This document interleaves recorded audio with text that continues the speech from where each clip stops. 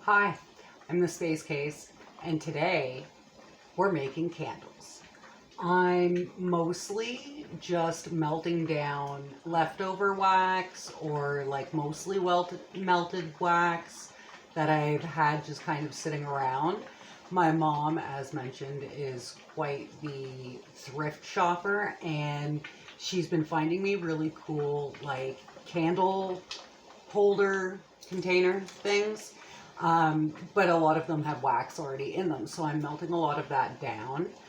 I'm mostly making tea lights for myself, but I do have some molds. I like to make like little wax melts and put them in candles, so we're going to do that. So I have some molds, I have a bunch of tea lights, I have a whole bunch of other things that I'm going to make candles out of.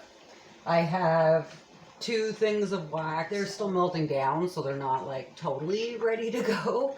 I'm gonna put the wicks in these while I get that going.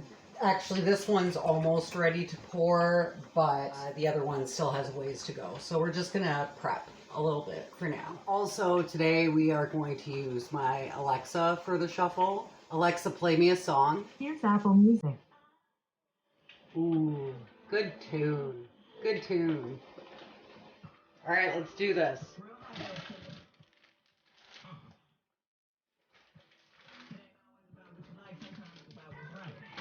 Just because I sit here talking about mental health while I do crafts on the internet doesn't mean I have it all together. It's just from life experience. Now I'm actually just re-wicking and re-pouring because these tin ones fit the best in my favorite candle. And I just retain what I learned in therapy and continue to build on that. The key is making a conscious effort to continually improve. Recently been reminded that even 5 years into my healing journey, there are still parts of me that are unhealed. There is also a part of healing that happens in layers. Also a good tune. Kind of like an inverse pyramid. And when you start scratching the surface wound, you can see it goes deeper than that. Like, I love this as a female empowerment too. You can feel like rubbing salt in that same wound, but like swimming in salt water, you'll benefit from the healing properties if you can get past the initial sting, or in my case, dry skin. Okay, so I'm running out of the small wicks, so I'm not gonna do as many of the tin ones. I'm not going to do the glass ones right now just because they don't fit in my candle holder very well. But I am going to do the shot glasses because I can set them in very nicely. So we're going to reprioritize a bit, but we're going to make it work. This is all about the female empowerment today. I said certified free, 7 days a week. When you've already worked through some of your shit and you're about 3 layers deep, you might think you're good and then something will set you off that surprises even you, exposing yet another trigger. Maybe you thought it was gone, maybe you didn't know it was there. Either way, chances are it stings enough that you slip out of character for even just a minute. Have a spicy tamale moment when you would otherwise feel pretty zen.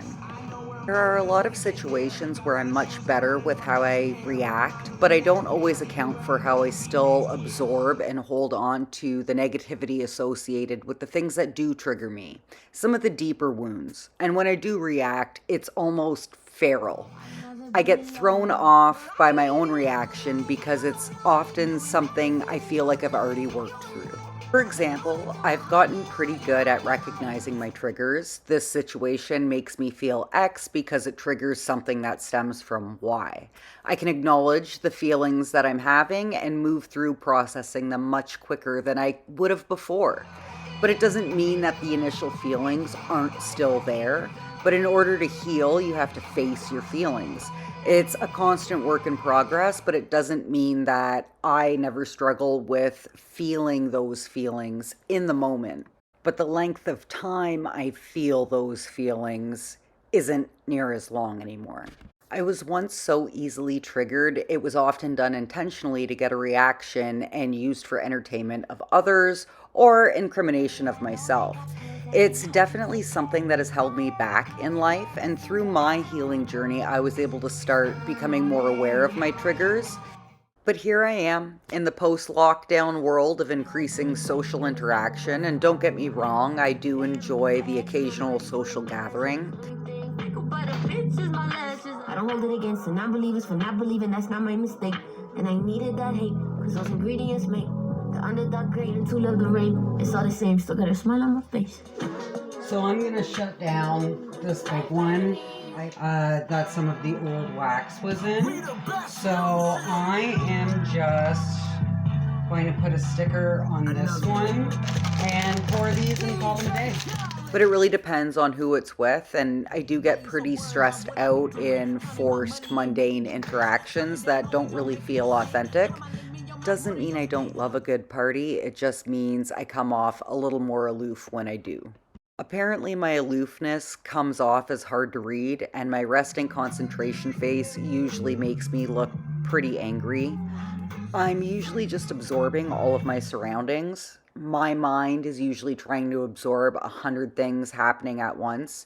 It's an OCD side effect, but it's also partnered with a large contributing factor in my current situation to my PTSD, which largely has to do with a particular social setting, and that large crowds can make me feel unsafe and the need to feel overly on guard. I can do it, it just takes a lot out of me, and it takes a while to recover afterwards. But it's something I can acknowledge and I'm actively working through. Pride and projections are huge hindrances to growth. Hi, welcome back. So it's been overnight now. A bunch of the stuff is dried. So the candles, some of them have some dips in them, which means I poured them too fast. So that kind of sucks, but at least they are just for like my personal use. I'm not trying to sell them or anything. So it's not too bad. This one's a little bit better, but it does have a bit of a pit in the middle, but it's okay. I actually found that this melted purple wax had a really good consistency to it, so I really like that. I did try to light one of the tea lights last night, which is still a little early. Usually let them sit a bit longer than that, but it burnt fine, so that's cool. Now I'm going to try to remove the wax melts from the mold, so we'll see how that goes. I haven't used this mold before, and I'm worried about how the edges of the crown are going to turn out. And same with this one, I haven't used before, so I'm a little bit worried about the star and how that's going to come out. I know with this music note one, these are for sure hard to get out without breaking. So we're just gonna see how it goes. So come along. So I'm just gonna try to pull it away from the edges. There is mold release stuff that you can get. I don't know if it works well for candles because I don't know if there's like chemicals or stuff in it. When you remove your ego and look at things objectively, you might even be humbled a little. The trade-off is that it also means you have to let go of victim mentality and not take it out on others. All right, that's one done. And they all came out okay and not broken. So I'm happy with that. And now on to this one. This mold isn't as bendy. This can be a particularly difficult dance if the situation at hand is truly unjust and not right. Oh, I didn't even hit shuffle. Alexa, play me a song. Acknowledging our triggers is essentially facing our fears and toxic traits. Overcoming them takes work and a lot of it. That's why it seems scary. The hardest part is always taking those first steps, which is usually looking at ourselves and admitting where we hurt and why. The reward, though, is a more foundationally solid version of yourself. Our triggers ask us how we want to proceed. Are you going to be explosive and volatile, or are you going to accept the things you can't change and change the things you can? Oh, I lost a bit on this crown. That's okay though. It'll make up for the wax stick in this. What is this really about? Why do you feel this way? What are you hoping to achieve with your reaction? Now I'm gonna trim the wicks, but I'm gonna leave this one a little bit longer just because I added that wax melt. Is this something you can improve on your end? But you have to be real about all of it. Asking these questions will help you to become a mentally stronger, more balanced, zen as fuck individual. This is probably also a really good time to reiterate that it's important to have a healthy outlet in order to combat and work through your triggers as well. For me, it's music and crafts and all of my creative endeavors.